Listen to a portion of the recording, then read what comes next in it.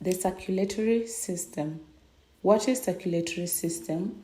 Welcome to Teacher Gia's channel, and that is our topic for today. We're going to look at the key components of the circulatory system, which include the heart, blood vessels, and blood. By blood vessels, we mean arteries, veins, and capillaries. Their structures and functions also. Also going to check transport of oxygenated and deoxygenated blood, how it happens. And lastly, functions of the circulatory system. So I hope you're going to have a beautiful journey, and let's begin. Enjoy. The circulatory system, also known as the cardiovascular system, is a complex network of organs and blood vessels responsible for transporting blood, nutrients, oxygen, and hormones throughout the body, as well as removing waste products. I hope you've understood the meaning of circulatory system. Next, we move to key components of the circulatory system, which include the heart, the blood vessels, and blood. So let's start with the heart. The heart is a muscular organ that acts as the pump for the circulatory system. It consists of 4 chambers, 2 atria, which are the upper chambers of the heart, and 2 ventricles, which are the lower chambers of the heart. The heart pumps oxygen-rich blood to the body via arteries, apart from pulmonary artery, we'll talk about it more, and receives the oxygenated blood from the body via veins, apart from the pulmonary vein. So that is the first component of circulatory system, the heart. Next, we move to blood vessels, and the first blood vessel that we're going to look into are the arteries. So let's start. So what you need to know is that arteries play a crucial role in the circulatory system by carrying blood away from the heart to various parts of the body, except for the pulmonary artery, which carries the oxygenated blood to the lungs. They primarily transport oxygenated blood, which sustains the body's vital functions. So arteries majorly carry oxygenated blood.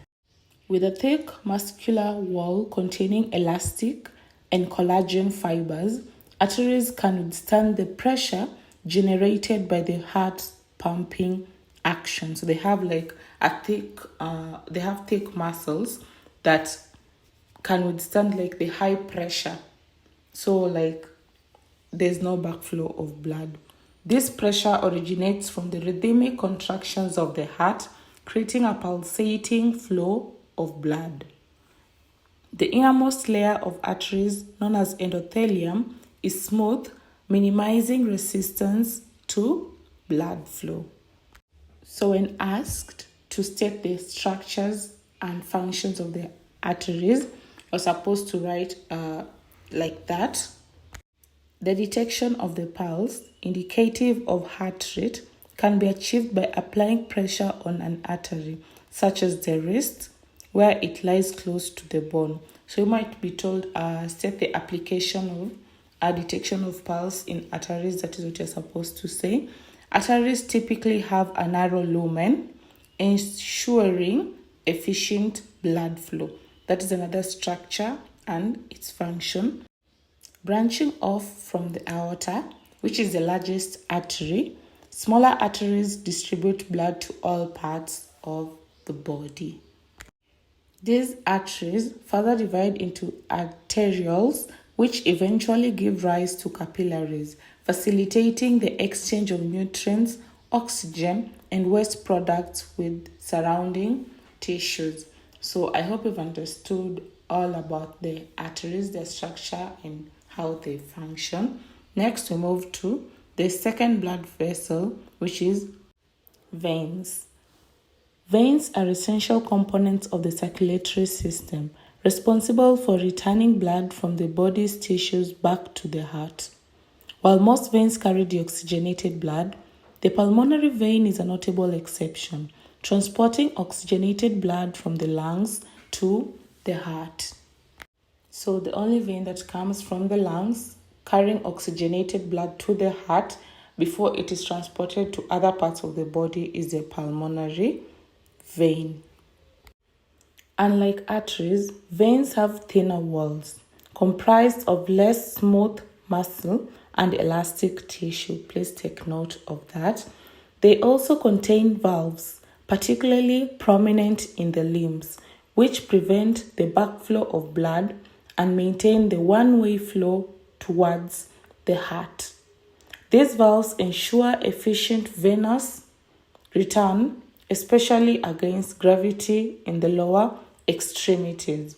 So since veins have like thin muscular walls, they need the valves to prevent the backflow of blood.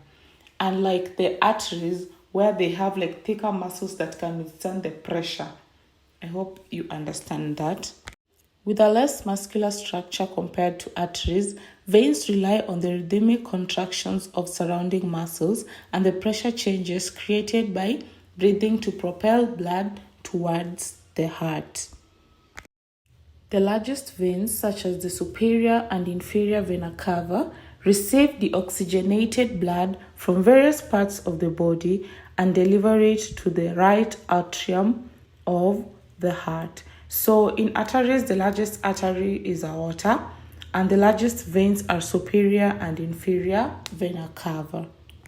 From there, the blood is pumped into the lungs for oxygenation by the pulmonary circulation. Veins play a crucial role in ensuring proper circulation and maintaining blood volume and pressure within the body. So that's all about the veins. We move to capillaries, which is the third blood vessel. Capillaries are microscopic blood vessels that form an intricate network connecting arteries and veins throughout the body. So capillaries connect arteries and veins throughout the body.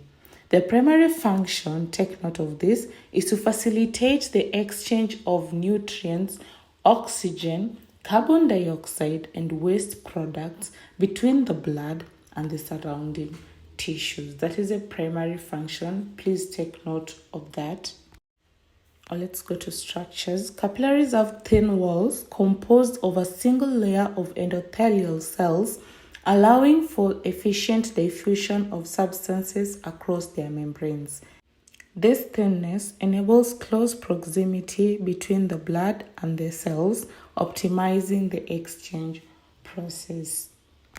Also, capillaries play a vital role in maintaining homeostasis by ensuring that all cells receive essential nutrients and oxygen while facilitating the removal of metabolic waste products. The extensive distribution throughout the body ensures that no cell is far from a capillary, maximizing efficiency of nutrient and gas exchange. So that is also a structure and its function. I hope you've noted down that. Additionally, the diameter of capillaries is typically small, allowing them to reach into even the tiniest spaces between cells. This structural adaptation enables capillaries to reach virtually every tissue and organ in the body, ensuring comprehensive nutrient delivery and waste removal. So that is also another point.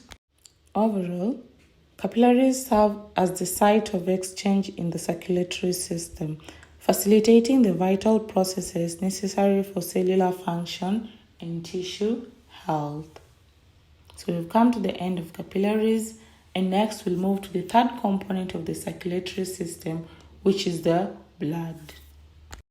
So blood is a fluid connective tissue that circulates throughout the body. It consists of plasma, red blood cells, white blood cells, and platelets. Blood transports oxygen, nutrients, hormones, and waste products, as well as plays a role in regulating body temperature and pH balance. So it transports oxygen, nutrients, various hormones, waste products, and also it regulates body temperature and pH balance. I think that's straight to the point. Next, we move to transport of oxygenated and deoxygenated blood.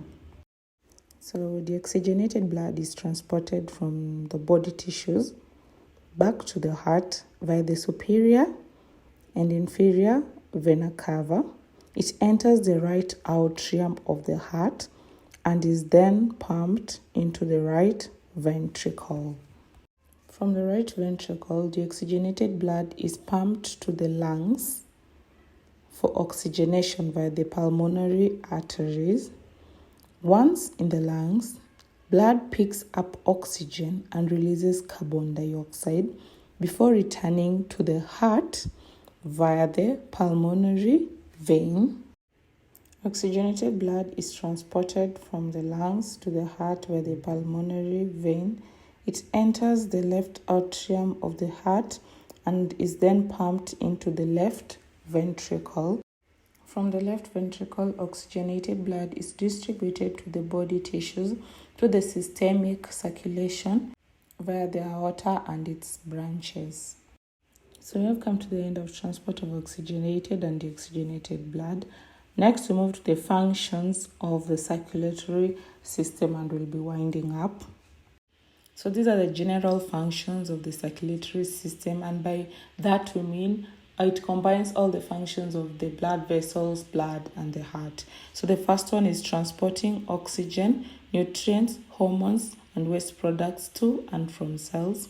The second one, facilitating the exchange of gases, that is oxygen and carbon dioxide, between the blood and tissues. The third one, distributing heat and maintaining body temperature. The fourth one, providing immune defense through the circulation of white blood cells and antibodies. The fifth one, which is the last one, regulating pH balance and electrolyte levels in the body. So we've come to the end of functions of the circulatory system. Overall, the circulatory system plays a vital role in maintaining homeostasis and supporting the proper functioning of all body tissues and organs. So that is the conclusion, and I hope you basically learned a lot on arteries, veins, and capillaries, and also the heart and the blood. We've seen transport of oxygenated and deoxygenated blood and finally functions of the circulatory system. Hope to see you in the next video. Don't forget to like, share, and subscribe to Teacher GS channel. I love you all and take care.